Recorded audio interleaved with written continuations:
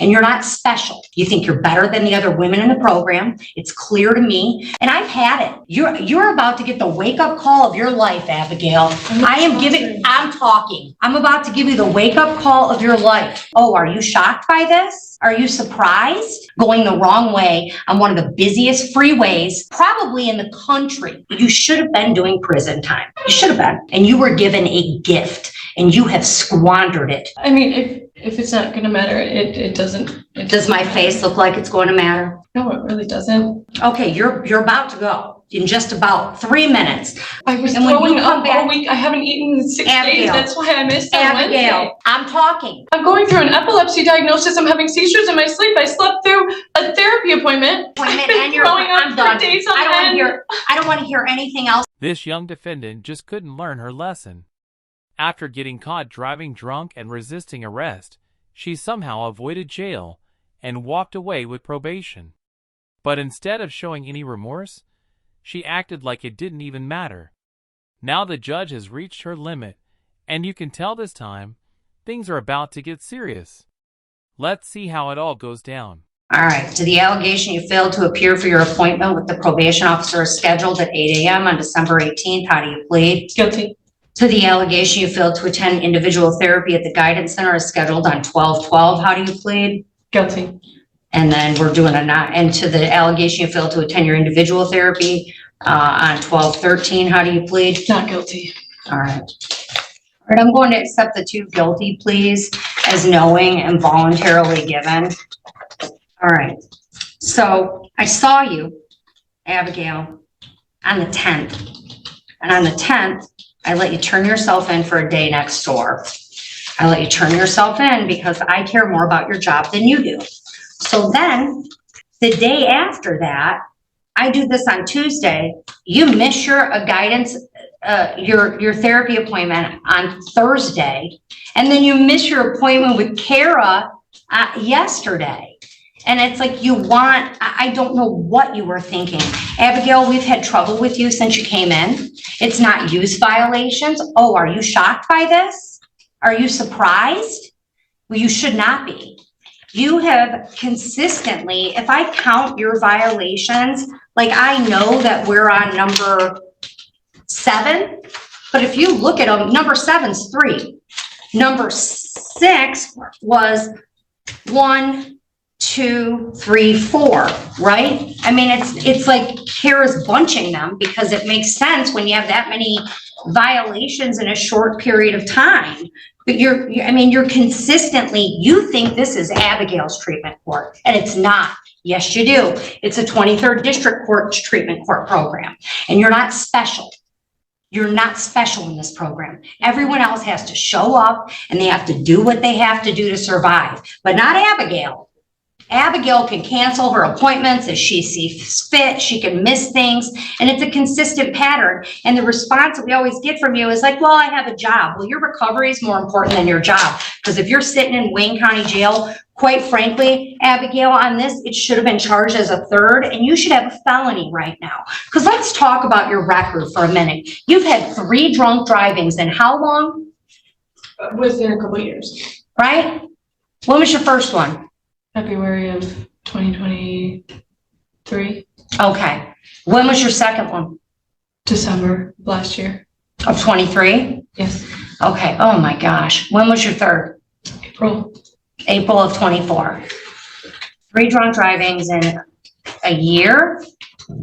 Less than a year? Am I bad at math? Just over a year. Just over a year. 3 drunk drivings. How old are you? 23. Your last drunk driving, Abigail, you drove the wrong way on which freeway?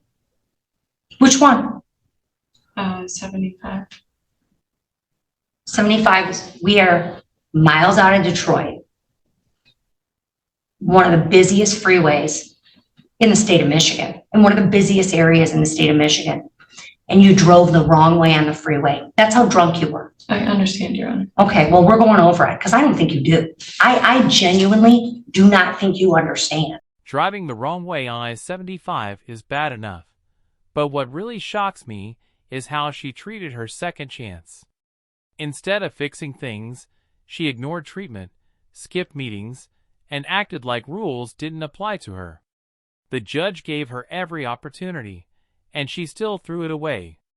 At this point, it's hard to feel sorry for her. Let's watch how the judge handles someone who clearly doesn't care about consequences. And then you wouldn't stop for the cops.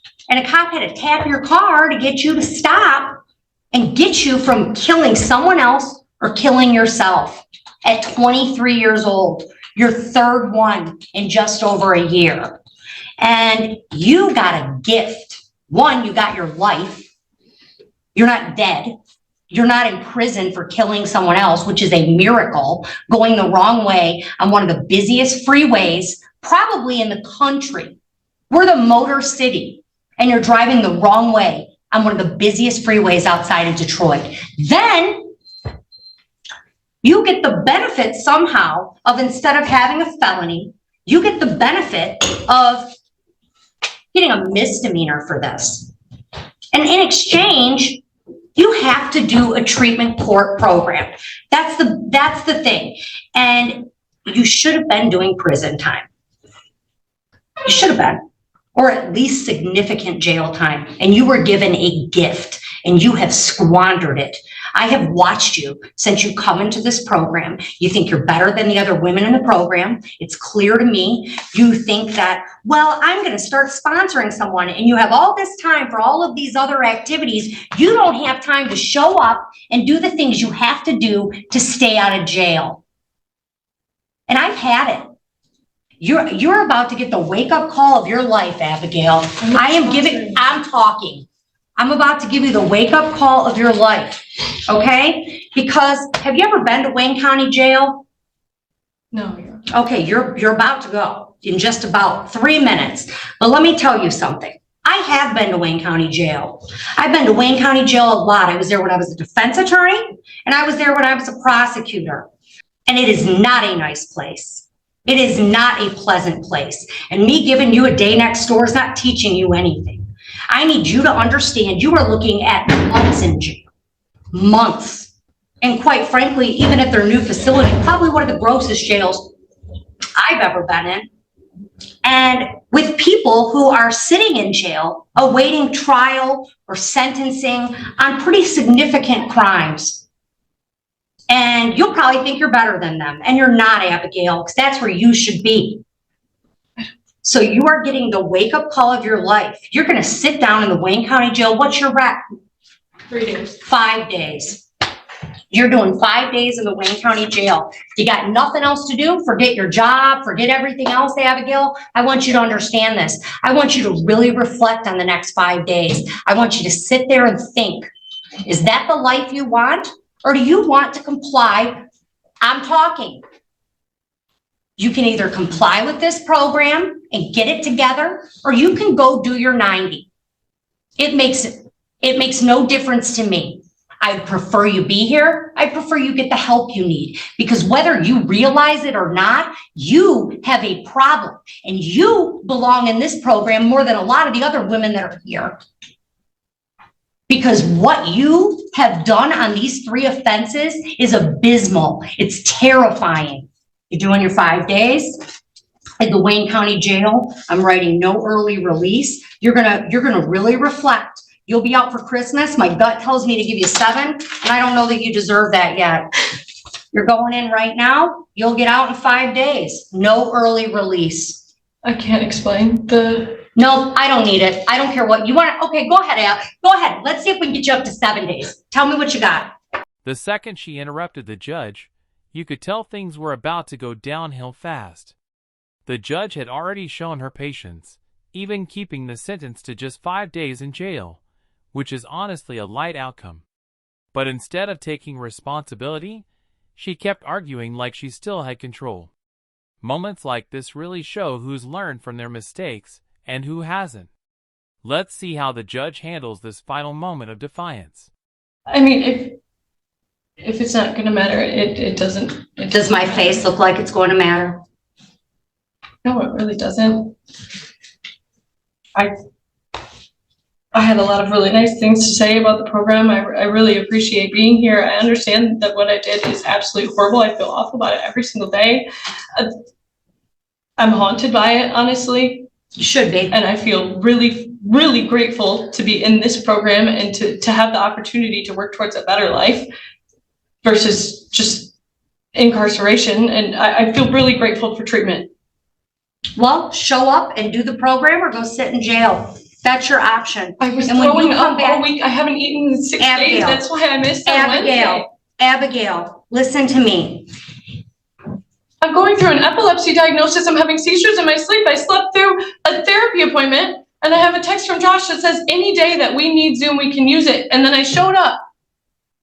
And then he told me that we couldn't use it. It was a misunderstanding, miscommunication on his part or mine. I don't know, but I genuinely, I took everything into account the last time I was in front of you, and I took And it to then you heart. immediately missed another appointment I've been and you're, throwing up I'm for done. days on I don't want to end. hear, I don't want to hear anything else. I'll mark your file medical, enjoy your 5 days in the Wayne County Jail. When you come back, you can tell me whether you want to be here or whether you want to give your spot up for someone who's earned it. There was a hearing date for the. I don't care about the other violation, dismiss it. All right, come on up. Ms. Heiss, I need you real quick at the podium. I need to give you your appeal rights. Not give you your appeal rights, and I want to make sure you know them from the date of your sentence or as permitted pursuant to MCR. Thank you, Ms. Heiss, you're all set. Can you please not make Ms. Heiss listen to that for too long? This is what happens when you push a judge too far. She was given chance after chance and still acted like the rules didn't apply to her. 5 days in jail might not sound like much, but it's a clear message. Patience runs out. Sometimes it takes a short sentence to remind someone that the court isn't playing games anymore. Let's see if this time finally makes her realize that.